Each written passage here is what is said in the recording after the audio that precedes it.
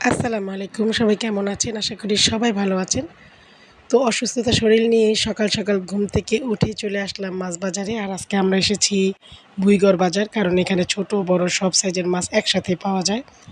তো চাহাতের বাবা আর আমি ঘুম থেকে উঠেই চলে আসলাম আগে মাছ কিনতে। কারণ মাছের ঝামেলাটা অনেক বেশি। এটা মাসে সবসময় করা যায় না। প্রতি মাসে ২ বার হয়তোবা ১ বার আসি আমরা। আর একসাথে সবগুলো মাছ কিনে নিয়ে যেতে চেষ্টা করি যাতে বারবার আসতে না হয়। আর টুকটাক মাঝে, মাঝে লাগলে ওটা চাহাতের বাবাই নিয়ে যায়। মাসিক বাজার যেটা সেটা আমি আর চাহাতের বাবা একসাথেই করি। তো ওইখানে চাহাতের আব্বু যেহেতু মাছ আ নিয়ে নিচ্ছে আর আমি এদিকে মুরগির অর্ডারটা দিয়ে যাই কারণ মুরগিটা ছুলতেও সময় লাগবে। তো মাছগুলো কিনে আমরা চলে আসলাম কাটাকাটি করার জন্য। যেহেতু মাছগুলো বেশ বড় ছিল তো এগুলো বাসায় নিয়ে কাটতে অনেক কষ্ট হয়ে যাবে।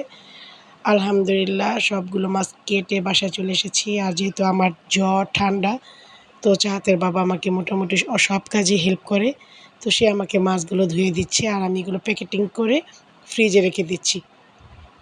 তো ১ম এ রুই মাছটা রেখে দিলাম। তারপর পাঙ্গাস মাছটা যেহেতু চাহাত খুব পছন্দ করে তো এই মাছটা একদম ছুলে তারপরে আমাদেরকে কেটে দিয়েছে। আর এইভাবে কাটাটা আমার কাছে খুব পছন্দ হয়েছে।